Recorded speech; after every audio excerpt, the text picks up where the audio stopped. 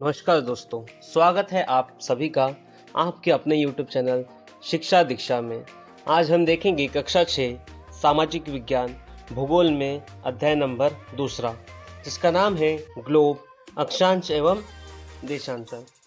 तो इस अध्याय का नाम हम सबसे पहले देखें कि क्या है ग्लोब, अक्षांश एवं देशांतर। तो बेसिकली इस अध्याय में हम देखेंगे सबसे पहले क्या देखेंगे ग्लोब के बारे में। तो चलिए शुरू करते हैं। अब पिछले अध्याय में आप पढ़ चुके हैं कि हमारी जो पृथ्वी है वो गोलाकार नहीं है। हमारी जो पृथ्वी है वो गोलाकार नहीं है, भले ही आपको दूर से गोलाकार दिखती है लेकिन ये गोलाकार नहीं है।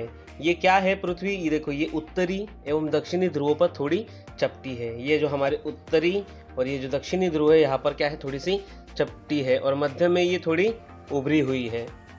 क्या आप कल्पना कर सकते हैं कि ये कैसी दिखती है? आप कल्पना कर सकते हैं आपकी ये कैसे दिखती है।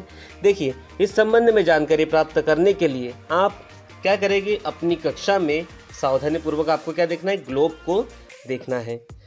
ग्लोब पृथ्वी का लघु रूप में एक वास्तविक प्रतिरूप है। ग्लोब क्या है, पृथ्वी का लघु रूप में एक वास्तविक प्रतिरूप है।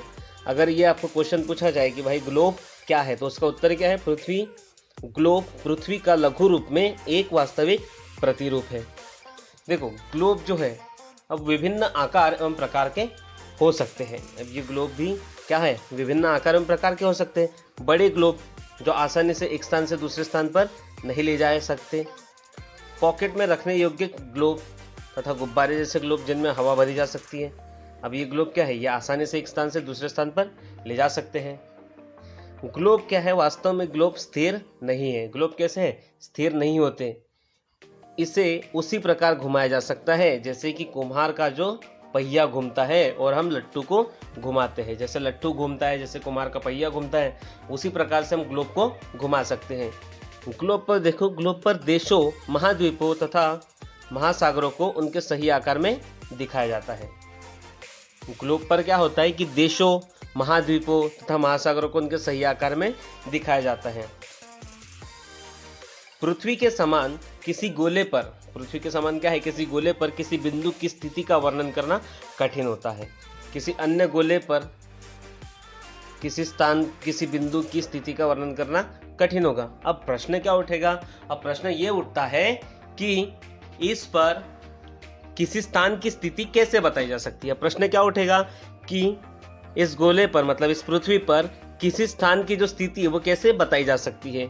इसके लिए क्या होगा कि हमें कुछ बिंदुओं और रेखाओं के संदर्भ में ज्ञान की आवश्यकता होगी। अब इसके लिए हम सबसे पहले क्या सीखेंगे, कुछ बिंदुओं के बारे में पता करेंगे और कुछ रेखाओं के संदर्भ की हमें आवश्यकता होती है। अब उससे पहले हम देखते हैं, चलो आओ कुछ करके सीखें। क्या करके सीखें, अब एक बड़ा सा आपको गोलाकार आलू या फिर गेंद को लेना है। एक बड़ा सा आपको गोलाकार आलू या फिर गेंद को लेना है। स्वेटर बुनने वाली सलाई को उसके अंदर घुसाना है। अब जब यह सलाई ग्लोब पर दर्शाए गए अक्ष के अनुरूप है, अब आप इस आलू या गेंद को अपने उसके अक्ष पर बाएं से दाएं घुमा सकते हैं। देखो, आगे बढ़ते हैं। आप देखेंगे कि एक सुई ग्लोब में झुकी हुई अवस्था में स्थित होती है जिसे अक्ष कहा जाता है।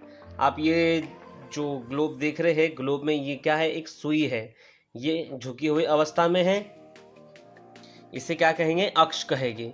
ग्लोब पर वे दो बिंदु जिनसे सुई होकर गुजरती है। अब ग्लोब देखो, यहाँ पर आपको ग्लोब में आपको दिखाता हूँ। ये मान लो हमारा ग्लोब है, जैसा बना वैसा समझ लीजिए। अब ये ग्लोब है, ग्लोब पर वे दो बिंदु जिनसे होकर सुई गुजरती है वह उत्तर एवं दक्षिणी ध्रुव है। ये क्या है, उत्तरी ध्रुव है, ये क्या है, दक्षिणी ध्रुव है। ग्लोब को इस सुई के चारों ओर पृथ्वी की भांति पश्चिम से पूर्व की ओर, पृथ्वी की भांति मतलब पृथ्वी कैसे घूर्णन करती है, पश्चिम से पूर्व की ओर। इधर आपका पश्चिम है, इधर आपका पूर्व है, मतलब ये ऐसे घूर्णन करती है। लेकिन याद रखें, इन दोनों में एक अंतर है। अब यहाँ पर भी हमको याद रखना है कि इन दोनों में एक अंतर है।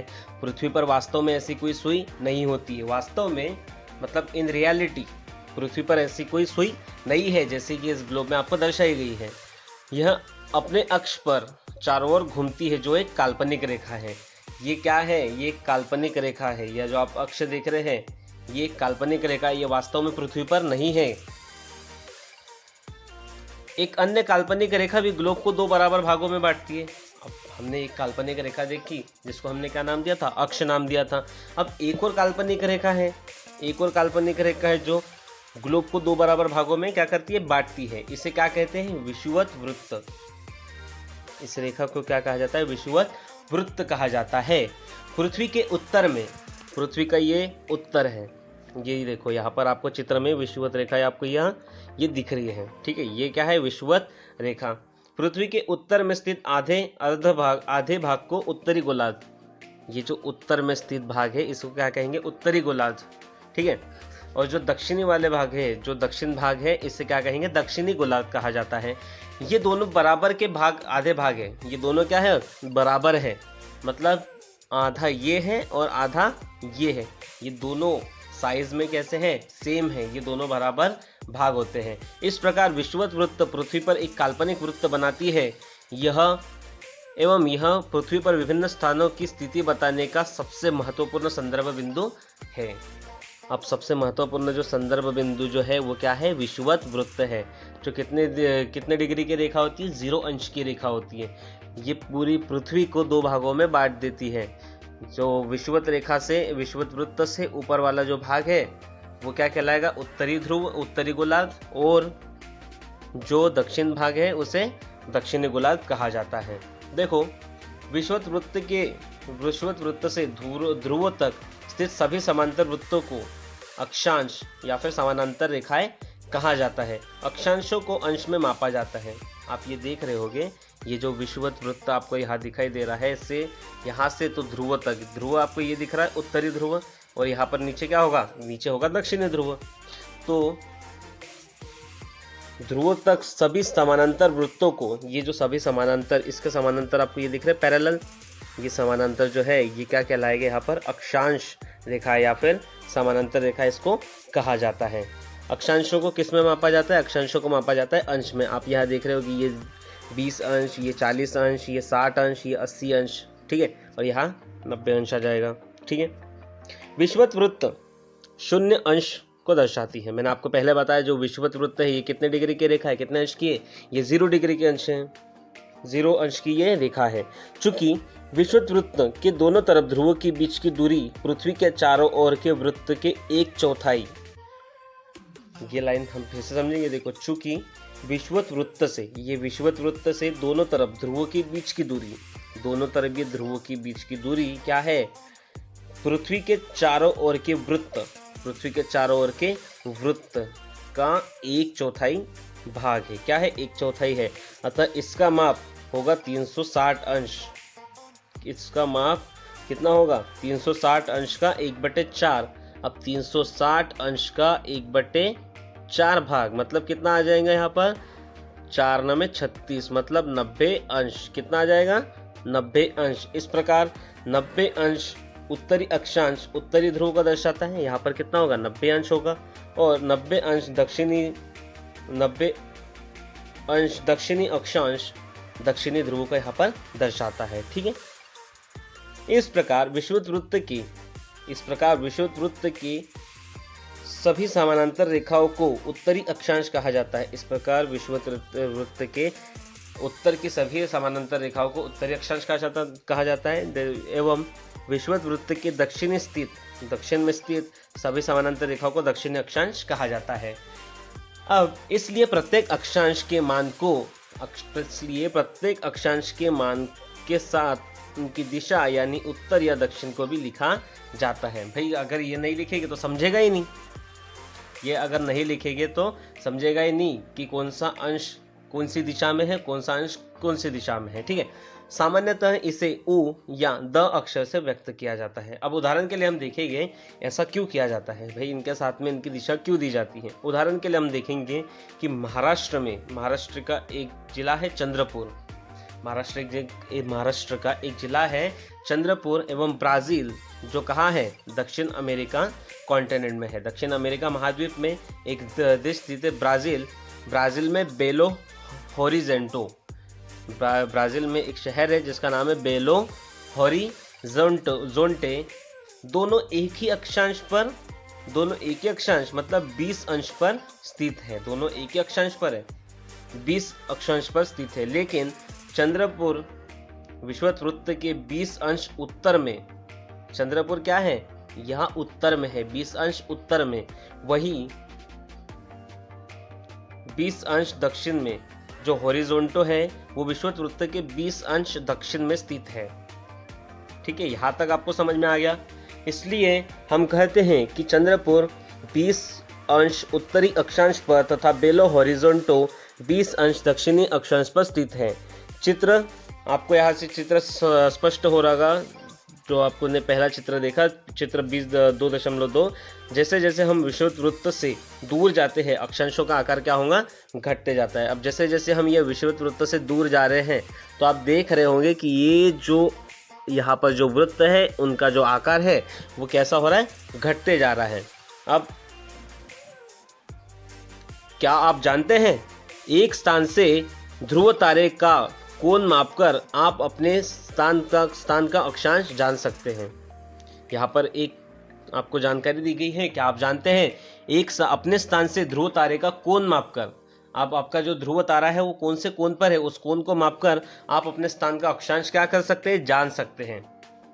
अब महत्वपूर्ण अक्षांश या फिर समानांतर रेखा है। अब जो महत्वपूर्ण जो रेखा है उनके बारे में हम देखेंगे। देखो कौन कौन सी विषुवत वृत्त, मतलब ये कौन सी है, 0 अंश की रेखा। विषुवत वृत्त मतलब 0 अंश की रेखा। इसी को भूमध्य रेखा भी कहा जाता है। उत्तरी ध्रुव 90 अंश पर तथा दक्षिणी ध्रुव 90 अंश पर। इसके अतिरिक्त 4 महत्वपूर्ण अक्षांश और भी है। इसके अतिरिक्त क्या है, 4 महत्वपूर्ण अक्षांश और भी है। कौन कौन से है देखो, इसके अतिरिक्त क्या है, 4 और महत्वपूर्ण अक्षांश रेखाएं हैं। कौन कौन सी है देखो, उत्तरी गोलार्ध में कर्क रेखा, उत्तरी गोलार्ध में कर्क रेखा, ये कितने डिग्री पर है, 23.5 डिग्री पर।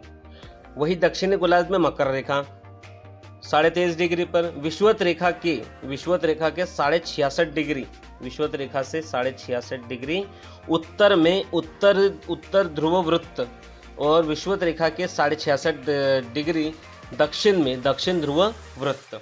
ठीक है। अब यहाँ पर कर्क रेखा को इंग्लिश में क्या कहा जाता है, ट्रॉपिक ऑफ कैंसर, और मकर रेखा को क्या कहा जाता है, ट्रॉपिक ऑफ कैप्रिकॉर्न। ठीक है। अब यहाँ पर देखेंगे पृथ्वी के ताप कटिबंध देखेंगे। पृथ्वी के क्या देखेंगे, ताप कटिबंध। कर्क रेखा एवं मकर रेखा के बीच सभी अक्षांशों पर सूर्य वर्ष में एक बार दोपहर में सिर के ठीक ऊपर होता है। इसलिए इस क्षेत्र में सबसे अधिक ऊष्मा प्राप्त होती है तथा इसे उष्ण कटिबंध क्षेत्र कहा जाता है। देखो हम ग्लोब में देखेंगे उष्ण कटिबंध क्षेत्र क्या है। देखो यहाँ से ये विषुवत वृत्त है, विषुवत वृत्त से ये 23.5 डिग्री तक क्या होता है, जो सूर्य होता है वर्ष में एक बार सीधा सिर के ठीक ऊपर होता है। इसलिए इस क्षेत्र को सबसे ज़्यादा ऊष्मा प्राप्त होती है। तो यहाँ पर कौन सा कटिबंध होगा, उष्ण कटिबंध होगा। यहाँ पर पूर्ण तरीके से उष्ण कटिबंध यहाँ पर होगा। उसके बाद में हम देखेंगे कर्क रेखा तथा मकर रेखा के बाद किसी भी अक्षांश पर दोपहर का सूर्य कभी भी सिर के ऊपर नहीं होता। कर्क रेखा तथा मकर रेखा के बाद किसी भी अक्षांश पर क्या होगा, दोपहर का जो सूर्य होता है कभी भी सिर के ऊपर नहीं होता।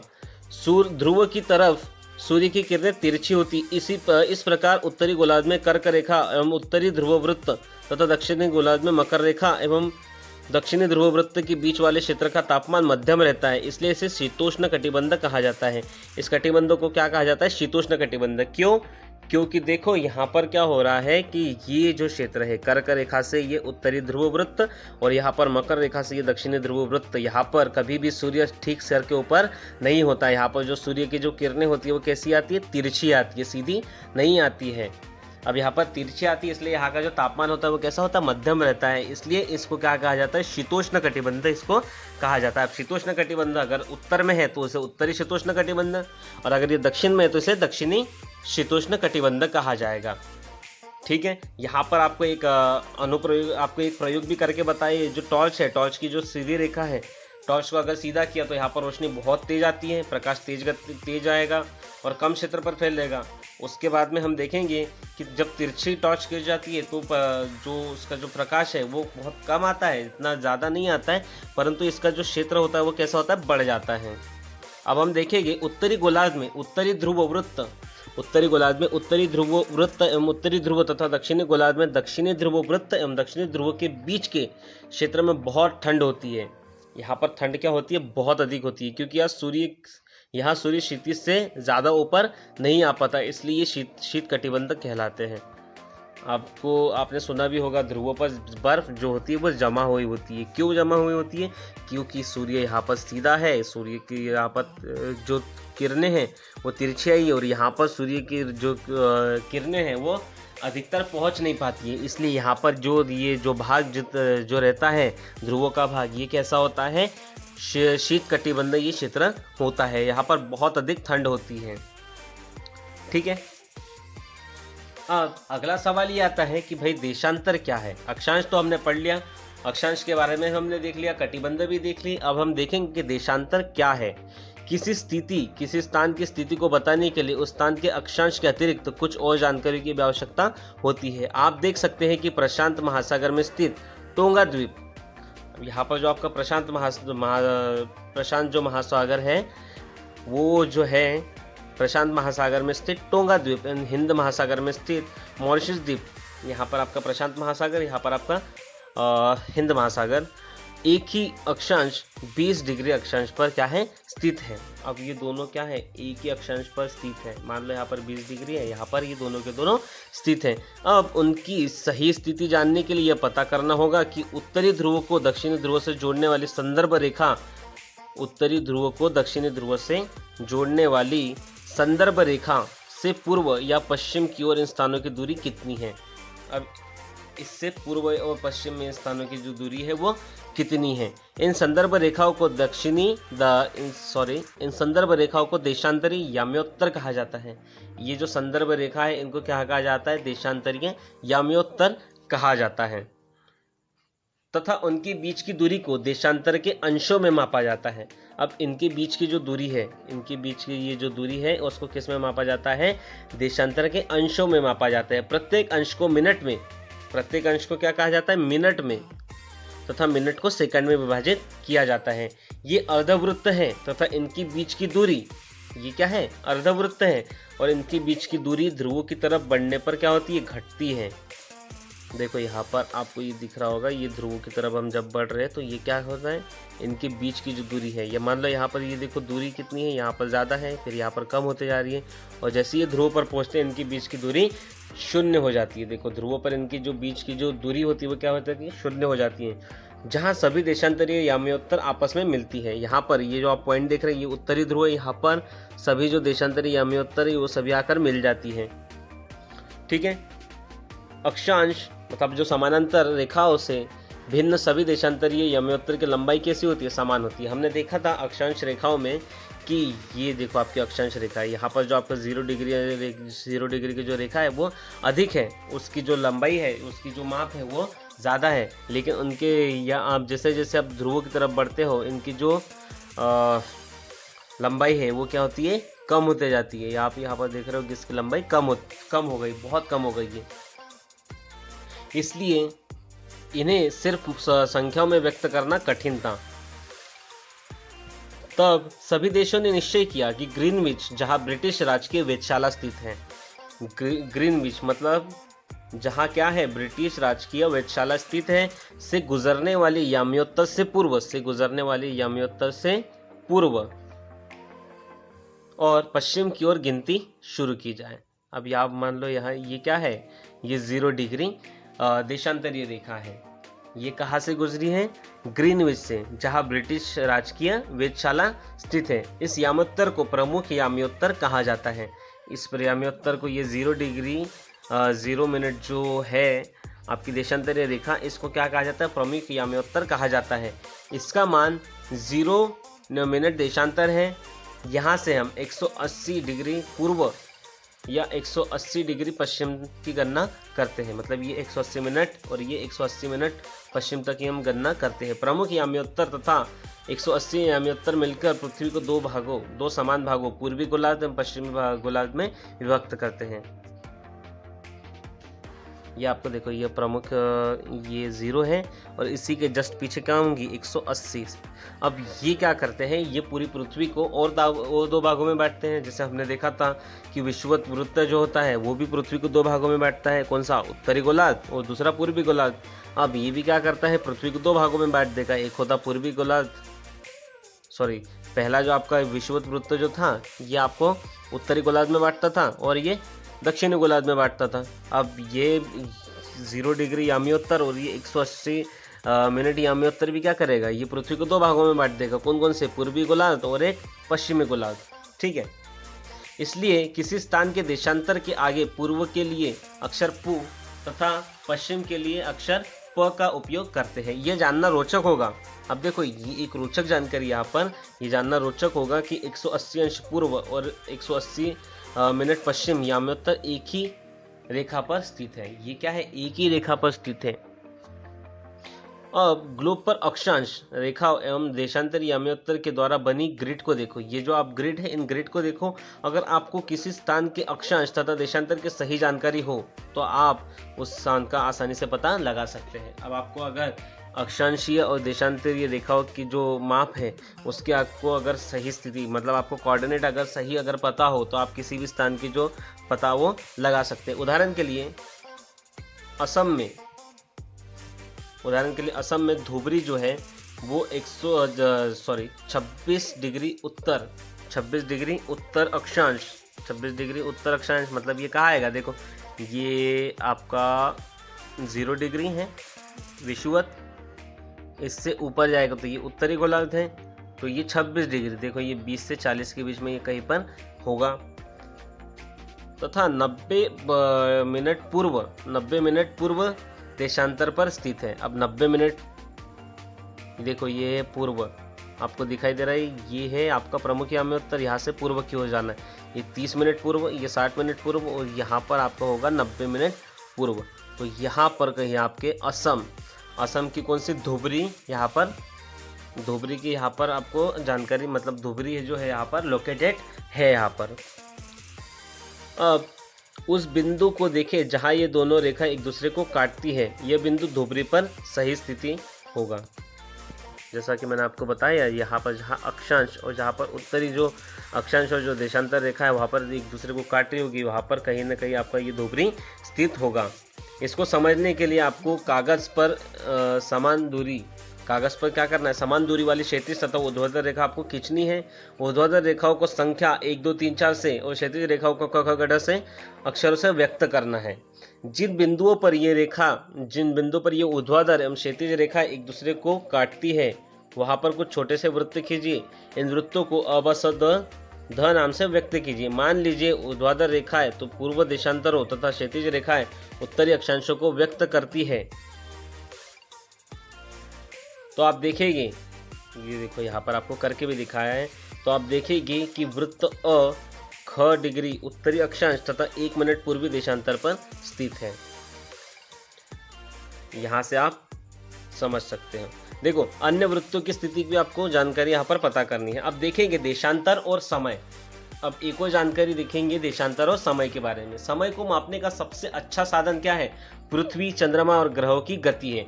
सूर्योदय एवं सूर्यास्त प्रतिदिन होता है, भाई स्वाभाविक सी बात है, ये दोनों के दोनों क्या है, सूर्योदय और सूर्यास्त प्रतिदिन होता है। अतः स्वाभाविक ही है कि पूरे विश्व में समय निर्धारण का सबसे अच्छा साधन क्या है? यही है।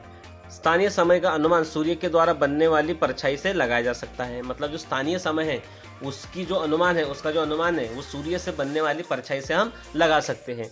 जो दोपहर में क्या होती है, जो आपकी परछाई होती है सबसे छोटी होती है, और सूर्योदय तथा सूर्यास्त के समय आपकी जो परछाई होती है वो सबसे लंबी होती है। ग्रीनविच पर स्थित प्रमुख याम्योत्तर पर सूर्य जिस समय आकाश के सबसे ऊंचे बिंदु पर होगा उस समय याम्योत्तर पर सभी स्थानों पर दोपहर होगी। मतलब जो सूर्य होगा वो आकाश में जिस समय आकाश के सबसे ऊंचे बिंदु पर होगा वहाँ पर क्या होगी, वहाँ पर उस समय में उस याम्योत्तर पर सभी स्थानों पर क्या होगी, दोपहर होंगी। चूँकि पृथ्वी पश्चिम से पूर्व की ओर चक्कर लगाती है। चूंकि क्या होता है, पृथ्वी जो होती है वो पश्चिम से पूर्व की ओर चक्कर लगाती है, अथवा वे स्थान जो ग्रीनविच से पूर्व में है, अथवा वे स्थान जो ग्रीनविच से पूर्व में है उसका समय ग्रीनविच समय से आगे होगा। उसका समय क्या होगा, ग्रीनविच समय से आगे होगा, मतलब पूर्व का। जो पश्चिम में है उनका समय पीछे होगा। ये जो पश्चिम में उनका समय क्या होगा, पीछे होगा। समय के अंतर की गणना निम्नलिखित विधि से की जा सकती है। यहाँ पर देखो एक विधि भी है, समय के अंतर की गणना एक विधि से की जाती है। पृथ्वी लगभग 24 घंटे में अपने अक्ष पर 360 डिग्री घूम जाती है। अब पृथ्वी जो होता है वो 24 घंटे में कितने डिग्री घूमती है, 360 डिग्री ये घूम जाती है। अर्थात वो 1 घंटे में 15 मिनट, अर्थात मतलब क्या होता है, वो 1 घंटे में लगभग कितना, 15 मिनट, सॉरी 1 घंटे में 15 डिग्री तथा 4 मिनट में 1 डिग्री घूमती है। अब वो 1 घंटे में क्या होगा, 15 डिग्री घूम रही है। पृथ्वी जो है वो 1 घंटे में 15 डिग्री घूम रही है, तो 1 घंटे में कितने मिनट हुए, 60 मिनट आ गए, तो 15 डिग्री वो घूमती है। मतलब कि अगर यहाँ पर मैं 1 मिनट भी अगर लूँ, 1 डिग्री अगर मैं पता करूँ, तो वो कितने मिनट में पूरे करेंगे, 4 मिनट में। 4 मिनट में 1 डिग्री वो घूमती है। इस प्रकार जब ग्रीनविच में दोपहर के 12 बजते हैं तो ग्रीनविच से 15 डिग्री पूर्व में क्या होगा, 15 गुना 15 चौक 60, मतलब 60 मिनट, अर्थात ग्रीनविच समय से वो 1 घंटा आगे रहेगा। तो मतलब जब ग्रीनविच पर दोपहर के 12 बज रहे हैं, दोपहर के वहाँ पर 12 बज रहे हैं, तो वहाँ से 15 डिग्री पर क्या होगा, समय दोपहर के 1 बजेंगे। लेकिन ये कहा होगा पूर्व की ओर, लेकिन हम देखते हैं कि ग्रीनविच से 15 डिग्री पश्चिम पर, ग्रीनविच से हम 15 डिग्री पश्चिम आते हैं, तो यहाँ पर जो समय होगा वो क्या होगा, पीछे होगा, 1 घंटा पीछे होगा। मतलब यहाँ पर कितने बजे रहेंगे, सुबह के 11 बजे रहेंगे। इसी प्रकार जब ग्रीनविच पर दोपहर के 12 बजते हैं, ग्रीनविच पर दोपहर के 12 बजते हैं, तो 180 डिग्री पर क्या होती है, मध्य रात्रि होती है, मतलब रात के 12 बज रहे हैं। किसी स्थान पर जब सूर्य आकाश में अपने उच्चतम बिंदु पर होता है तो उस समय घड़ी में दिन के 12 बजते हैं। इस प्रकार घड़ी के द्वारा दिखाया गया समय उस स्थान का स्थानीय समय होगा। आप देख सकते हैं कि देशांतरी यामियोत्तर पर सभी स्थानों का समय, स्थानीय समय अलग अलग होता है। अब सवाल ये उठता है, हम मानक समय क्यों मानते हैं। अब मानक समय होता क्या है और इसको मानते क्यों है। अलग अलग यामियोत्तर पर स्थित स्थानों के अलग अलग यामियोत्तर पर स्थित स्थानों के स्थानीय समय में अंतर होता है। भाई सीधी सी बात है, अलग अलग यामियोत्तर पर क्या होता है, स्थानीय समय में अंतर होता है। उदाहरण के लिए हम बहुत से देशांतरों से होकर गुजरने वाली रेलगाड़ियों के लिए समय सारणी तैयार करना कठिन होगा। भारत में गुजरात के द्वारका, भारत में क्या है, गुजरात का जो द्वारका है उससे तथा असम के डिब्रूगढ़ के स्थानीय समय में लगभग 1 घंटा 45 मिनट का अंतर होगा। इसलिए आवश्यक है, इसलिए क्या है, ये आवश्यक है कि देश के मध्य से होकर गुजरने वाली किसी यामियोत्तर रेखा के यामियोत्तर के स्थानीय समय को, उसके स्थानीय समय को देश का मानक समय माना जाए। इस यामियोत्तर रेखा के स्थानीय समय को पूरे देश का मानक समय माना जाता है। भारत में 82 भारत में कितना, 82 मतलब 42 डिग्री और 30 मिनट पूर्व, 42 डिग्री और 30 मिनट पूर्व को मानक यामियोत्तर माना गया है। इसको क्या माना गया है, मानक यामियोत्तर। इस यामियोत्तर के स्थानीय समय को पूरे देश का मानक समय माना जाता है। इसे भारतीय मानक समय के नाम से भी जाना जाता है। ठीक है, अब आपको पता होगा कि ये कहाँ से गुजरा है। ये मेरे हिसाब से यूपी के नैनी से होकर गुजरा है। ये जो मानक समय जो रेखा है वो यूपी के नैनी से होकर गुजरी है, और ये यूपी और मध्य प्रदेश के, मेरे हिसाब से यूपी और मध्य प्रदेश के बॉर्डर से होकर ये जाती हैं। देखो अब आगे देखेंगे, कबीर जो है, एक कबीर नाम का जो बच्चा है वो भोपाल के निकट एक छोटे से नगर में रहता है। वह अपने मित्र आलोक से कहता है कि वे लोग आज रात्रि में नहीं सो पाएंगे। क्यों? क्योंकि भारत और इंग्लैंड के बीच क्या है, एक क्रिकेट मैच लंदन में 2 बजे अपराह्न, मतलब दोपहर में 2 बजे वो शुरू होने वाला है। अर्थात भारत के मानक समय अनुसार वो मैच कब होगा, 7:30 बजे होगा। क्यों? और वो जो मैच अगर 7:30 बजे शुरू होता है तो वो रात्रि में देर से समाप्त होगा, इसलिए वो सो नहीं पाएंगे। देखो, क्या आप जानते हैं कि भारत एवं इंग्लैंड के बीच में मानक समय अंतर क्या है? देखो, भारत ग्रीनविच के पूर्व मतलब ये आपका 0 डिग्री है, तो भारत ग्रीनविच के पूर्व कितने पर 82 डिग्री और 30 मिनट पूर्व पर स्थित है। यहाँ का मानक समय ग्रीनविच से 5.5 घंटा मतलब 5 घंटा और 30 मिनट क्या है आगे चलता है, क्योंकि ये ग्रीनविच से कहाँ है, पूर्व की ओर है। इसलिए जब लंदन में दोपहर के 2 बज रहे होंगे तब भारत में शाम के 7:30 बजेंगे। कुछ देशों के देशांतरी विस्तार अधिक होता है। भाई कुछ देश जो होते हैं वो बड़े बड़े होते हैं, उनका देशांतरी विस्तार कैसा होता है, अधिक होता है, जिसके कारण वहाँ एक से अधिक मानक समय अपनाए गए हैं। उदाहरण के लिए रूस में, अकेले रूस में देखो, रूस दुनिया का सबसे बड़ा देश, उस रूस में 11 मानक समय को अपनाया गया है। रूस में कितने मानक समयों को अपनाया गया है? 11 मानक समयों को अपनाया गया है। पृथ्वी को एक एक घंटे वाले 24 समय क्षेत्रों में बांटा गया है। इस प्रकार प्रत्येक समय क्षेत्र 15 डिग्री देशांतर 15 मिनट देशांतर तक अपने क्षेत्र को घेरता है। जो प्रत्येक समय है वो कितने मिनट तक घेरता है? 15 मिनट देशांतर तक वो घेरता है। इसी के साथ इस अध्याय को यहीं पर समाप्त, ये जो अध्याय है यहीं पर समाप्त होता है। आशा करता हूँ कि आप सभी को कुछ न कुछ इससे सही जानकारी आपको मिली होगी और आपके समझ में आया होगा। Thank you class.